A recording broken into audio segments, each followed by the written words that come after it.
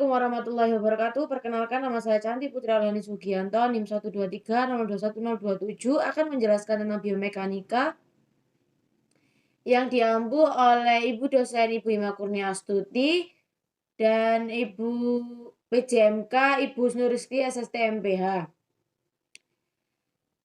Tentang perhitungan denyut jantung. Perhitungan denyut jantung. Detak jantung normal biasanya antara 60 dan 100 detak per menit.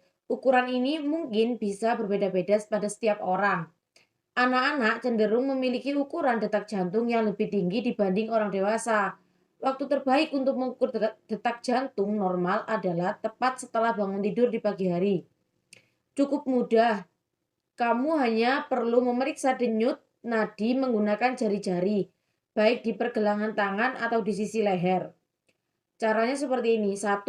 Jika di pergelangan tangan, tekan perlahan telunjuk dan jari tengah pada salah satu tangan di pergelangan tangan yang berlawanan, tepat di bawah pangkal ibu jari. 2. Di bagian leher, tekan dikit di sisi leher, tepat di bawah tulang rahang. 3. Hitung jumlah denyut jantung dalam 15 detik dan kalikan dengan 4. Itulah detak jantung kamu. Untuk pengukuran yang lebih akurat, kamu perlu mengulang beberapa kali dan menggunakan rata-rata dari ketiga hasil ukuran tersebut. Untuk pengukuran detak jantung normal, kamu harus mengikuti langkah-langkah berikut. 1. Jangan mengukur detak jantung dalam 1 hingga 2 jam setelah olahraga atau melakukan aktivitas yang membuat stres. Detak jantung bisa tetap tinggi setelah aktivitas yang berat. 2. Tunggu 1 jam setelah mengkonsumsi kafein yang bisa menyebabkan jantung berdebar-debar dan detak jantung meningkat. 3. Jangan mengukur detak jantung setelah kamu duduk atau berdiri dalam waktu yang lama. Hal ini bisa memengaruhi detak jantung. Ditinjau dari aktivitas fisik dalam keseharian, denyut nadi dapat dibedakan menjadi beberapa macam, di antaranya 1. Denyut nadi basal, yaitu denyut nadi bangun tidur. 2. Denyut nadi istirahat, yaitu denyut nadi pada saat tubuh tidak beraktivitas.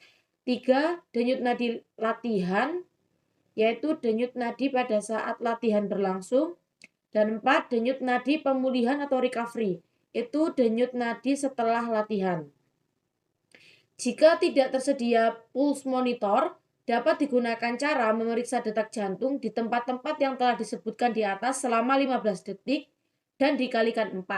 Sebagai contoh, dalam penghitungan diperoleh 25 detak per 15 detik, kemudian dikalikan 4, sehingga diketahui denyut jantung 100 detak per menit. Bisa juga dilakukan dengan memilih durasi 10 detik namun dikalikan 6, 20 detik dikalikan 3, hingga 30 detik kali 2. Hal yang terpenting adalah mengkonversikannya menjadi 60 detik atau 1 menit. Selain itu, denyut nadi juga dapat digunakan sebagai parameter dalam menentukan intensitas latihan. Zona latihan aerobik atau THR, target heart rate, didasarkan pada presentasi denyut nadi maksimal atau maximum heart rate atau HR max. Zona latihan aerobik berkisar pada presentase 60 hingga 80% HR max. Hal ini diketahui berdasarkan asumsi ahli bahwa respon jantung dan paru-paru akan terjadi pada denyut nadi 60% dari HR max, sedangkan zona di atas 80% sudah memasuki aktivitas aerobik.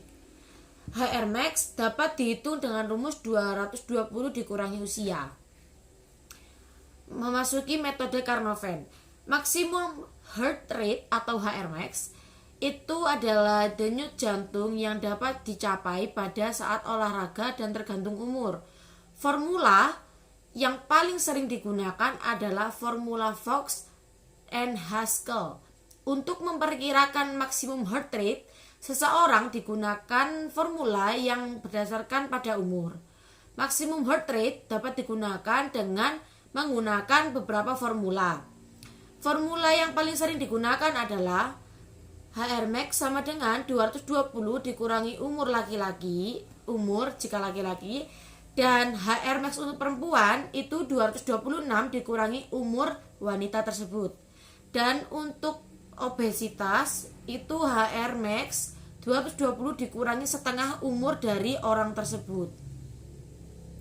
Lalu metode Carnot-Venn. Metode Carnot-Venn itu target heart rate adalah denyut jantung yang dicapai selama melakukan latihan, di mana jantung dan paru-paru mendapatkan manfaat maksimal dari latihan tersebut. Perhitungan THR dilakukan dengan beberapa metode. Step 1, hitung denyut jantung maksimum Anda. Kurangkan umur Anda dari 220. Nah, itu denyut jantung maksimum Anda. Sebagai contoh, umur saya 19 tahun. Berarti 220 dikurangi 19 tahun sama dengan 201. Itu adalah HR max saya. Nah, step 2, periksa denyut jantung saat istirahat atau RHR. Dapat menghitung denyut jantung selama 60 detik atau selama 30 detik dan mengalihkannya dengan 2. Asalkan hitungan akhirnya menjadi denyut per menit. Ingatlah bahwa denyutan pertama dimulai dari 0. Hitunglah rata-rata denyut jantung pada pagi hari selama 3 hari untuk mendapatkan rata denyut jantung saat istirahat. Untuk melakukan hal ini, tambahkan ketiga hitungan denyut jantung itu dan dibagi 3 untuk mendapatkan RHR. Jadi sebagai contoh, kan tadi kan disuruh 3 kali hitungan karena 3 hari. Misalnya 82 ditambah yang kedua itu 76 dan yang ketiga 84 misalnya denyut jantungnya. Lalu itu mereka dijumlahkan lalu dibagi 3 dan mendapatkan hasil 80,6 RHR. Nah, itu denyut jantung istirahatnya. Lalu ada step 3, hitung cadangan denyut jantung. Jadi tadi kita udah belajar denyut jantung maksimum, denyut jantung saat istirahat, dan sekarang denyut cadangan jantung. Cadangan denyut jantung. Nah, caranya itu tuh tinggal dikurangkan denyut jantung pas istirahat sama HR max-nya. Jadi hasilnya nilai cadangan denyut jantung itu HR max reverse namanya.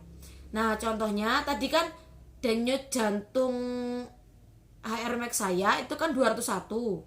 Lalu denyut jantung istirahatnya itu 87. Nah, dihitung dengan cara 201 dikurangi 80. Tadi apa? RHR-nya denyut jantung istirahatnya 81, bukan 87. Sorry.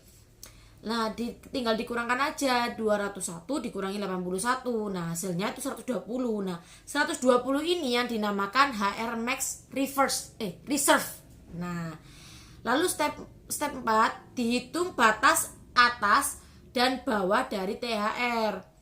Untuk batas atas, Anda dapat menggunakan 80% dari HR max reserve dengan cara mengalihkannya dengan 0,8 lalu menambahkan RHR ke hasilnya. Sebagai contoh, tadi kan HR max reserve-nya itu 120.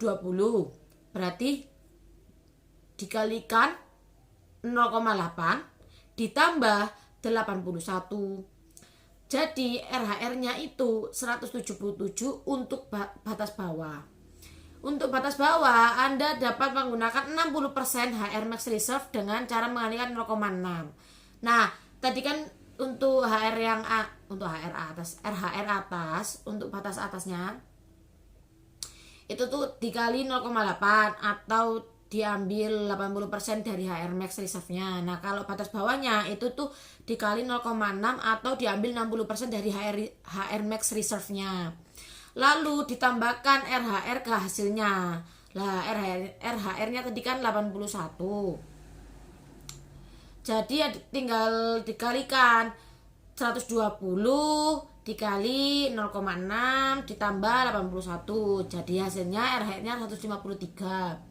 Nah, step 5, tambahkan batas atas dan bawah dari THR dan bagilah jumlahnya dengan 2.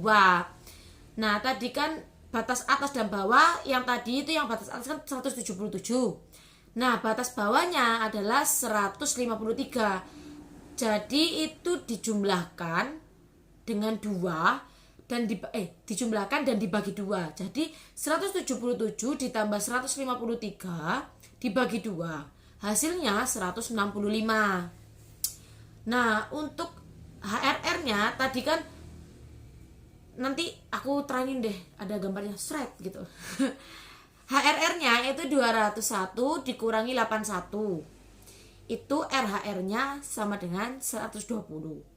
Nah, THR atasnya itu 120 dikali 0,8 ditambah 81. Hasilnya 177. Nah, untuk THR bawahnya itu 120 tadi dikali 0,6 karena diambil 60%-nya ditambah 81, hasilnya 153. Nah, THR atas bawahnya itu berarti 177 ditambah 153 dibagi 2, hasilnya 165. Nah, Carnot-Van Heart Rate Zone itu ada 120 dikali 50% ditambah 81 sama dengan 141.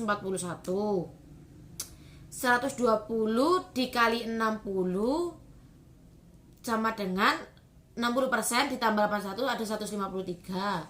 120 kali 70% tambah 81 ada 165. 120 kali 80% tambah 81 ada 177. 120 kali 90% tambah 81 sama dengan 189. 120 tambah 100% tambah 81 ada 21. Nah, zona 1 153 dikurangi 141 sama dengan 12. Zona 2 165 dikurangi 153 sama dengan 12. Zona 3 177 dikurangi 165 itu sama dengan 12. Lalu zona 4 189 dikurangi 177 sama dengan 12. Dan zona 5 201 dikurangi 189 sama dengan 12. Jadi zona Carnot-Van-nya itu 12 gitu. Nah, hubungan antara denyut jantung, aktivitas dan metabolisme. Pengukuran denyut jantung selama aktivitas merupakan metode untuk menilai cardiac strain. Telemetri dengan rangsangan elektrokardiograf atau ECG adalah alat yang biasa digunakan untuk menghitung denyut jantung. Pengukuran denyut jantung atau denyut nadi dapat dilakukan secara manual melalui lokasi tubuh yang dilewati oleh arteri radialis, memakai stopwatch dalam perhitungan waktunya dengan waktu selama 10, 15, 30, dan 60 detik. 60 detik 1 menit. Kerja jantung dapat dilihat dari denyut nadi yang merupakan rambatan dari denyut jantung. Denyut jantung tersebut dihitung tiap menitnya dengan hitungan repetisi atau kali per menit. Atau dengan denyut nadi maksimal dikurangi umur. Denyut nadi normal dalam keadaan istirahat sama dengan denyut jantung, yaitu sekitar 70 hingga 80 denyut per menit. Nah, aktivitas tubuh yang tinggi itu akan menyebabkan metabolisme tubuh semakin meningkat sehingga kebutuhan oksigen semakin besar. Dan frekuensi denyut nadi itu juga akan meningkat.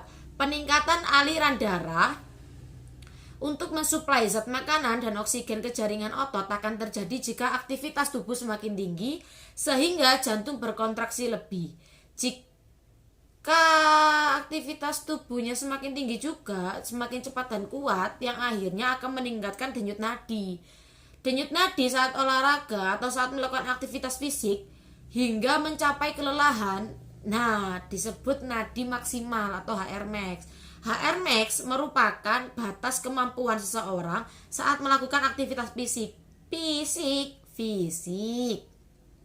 di mana bila seseorang melakukan suatu aktivitas yang dapat memacu denyut jantung, dan apabila setelah diukur angka denyut nadi telah melebihi AR max, maka sebaiknya segera beristirahat. Karena jika diteruskan dapat menimbulkan kram jantung. Pengukuran maksimum heart rate atau HR max itu yang paling akurat adalah dengan cara cardiac stress test. Subjek melakukan olahraga sambil dimonitor dengan ECG. Nah, itu tadi pemaparan materi dari saya tentang biomekanika, metode Carnot-Venn dan teman-temannya. Semoga membantu, dan maaf bila ada salah kata dan pengucapan. Assalamualaikum warahmatullahi wabarakatuh. Bye.